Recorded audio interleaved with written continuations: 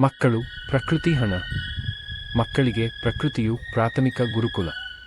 ಪ್ರಕೃತಿಯ ಸೌಂದರ್ಯ, ಗಾಳಿಯ ತಾಜಾತನ ಮತ್ತು ನೀರಿನ ಶುದ್ಧತೆ ಮಕ್ಕಳನ್ನು ಆರೋಗ್ಯಕರವಾಗಿರಿಸುತ್ತದೆ.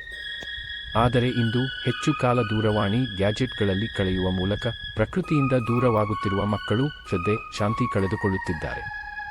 ಹಣದ ಮಹತ್ವ ಮಕ್ಕಳಿಗೆ ತಿಳಿಸಬೇಕಾದರೂ ಅದು ಪ್ರಕೃತಿಯ ಮೇಲೆ ಅವಲಂಬಿತವಾಗಿದೆ ಎಂಬುದನ್ನು ಅವರಲ್ಲಿ ಜಾಗೃತಿ ಮೂಡಿಸಬೇಕು.